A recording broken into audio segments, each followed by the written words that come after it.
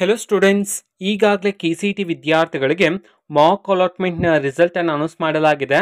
So ಇದಕ್ಕೆ ಸಂಬಂಧಪಟ್ಟಂತೆ ಮಾಹಿತಿ ಒಂದಿದೆ. ಸೊ ಅದರ ಬಗ್ಗೆ ನಾವು ಈ ವಿಡಿಯೋದಲ್ಲಿ ತಿಳ್ಕೊತಾ ಹೋಗೋಣ. ಸೊ ವಿಡಿಯೋನ ಸ್ಟಾರ್ಟ್ ಮಾಡ್ತೀನಿ. ಅದಕ್ಕಿಂತ ಮೊದಲು ಲೈಕ್ ಮಾಡಿ ಮತ್ತು ತಪ್ಪದೆ ಸಬ್ಸ್ಕ್ರೈಬ್ ಮಾಡ್ಕೊಳ್ಳಿ. ಸೊ ಈಗ ನಾವು ಮಾಹಿತಿಯನ್ನು ತಿಳ್ಕೊತಾ ಹೋಗೋಣ. ಸೊ ಈಗ KCET ಮಾಕ್ ಅಲಾಟ್ಮೆಂಟನ್ನು ನಮ್ಮ ಕೆಇರು 10ನೇ ತಾರೀಕಿನಂದು ಅಂತಂದರೆ ನಿನ್ನೆಲ್ಲ ಮೊನ್ನೆ ರಿಸಲ್ಟನ್ನು ಬಿಡುಗಡೆ ಮಾಡಿದ್ರು. ಸೊ ಎಲ್ಲ ವಿದ್ಯಾರ್ಥಿಗಳು ಸಹ ನಿಮ್ಮ ರಿಸಲ್ಟನ್ನು ಚೆಕ್ ಮಾಡಿದ್ರ. ಸೊ ಕೆಲವು ವಿದ್ಯಾರ್ಥಿಗಳಿಗೆ ಕಾಲೇಜ್ ಅಲಾಟ್ ಆಗಿರುತ್ತೆ, ಕೆಲವು ವಿದ್ಯಾರ್ಥಿಗಳಿಗೆ ಕಾಲೇಜ್ ಅಲಾಟ್ ಆಗಿರೋದಿಲ್ಲ. ಇನ್ ಕೇಸ್ ಕಾಲೇಜ್ ಅಲಾಟ್ ಆಗಿಲ್ಲ ಅಂತಂದರೆ ಟೆನ್ಷನ್ನೇ ಮಾಡ್ಕೋಬೇಡಿ. ಓಕೆನಾ, ನೀಟಾಗಿ ಆಪ್ಷನ್ ಎಂಟ್ರಿನ ಎಡಿಟ್ ಮಾಡ್ಕೊಳ್ಳಿ. ಓಕೆನಾ. ಸೊ ನಿಮಗೆ ಆಪ್ಷನ್ ಎಂಟ್ರಿ ಎಡಿಟಿಂಗ್ ಬಗ್ಗೆ ನೆಕ್ಸ್ಟ್ ವಿಡಿಯೋದಲ್ಲಿ ನಾನು ಮಾಹಿತಿಯನ್ನು ತಿಳಿಸ್ತೀನಿ.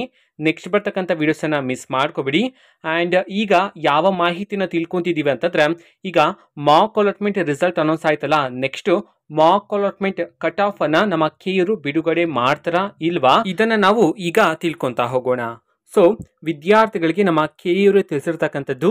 ಓಕೆನಾ. ಸೊ ನಿಮಗೆ ಕಟ್ ಆಫ್ ಅನ್ನ ಬಿಡುಗಡೆ ಮಾಡಲಾಗುತ್ತೆ ಅಂತ ಹೇಳಿ ತಿಳಿಸಿರ್ತಕ್ಕಂಥದ್ದು.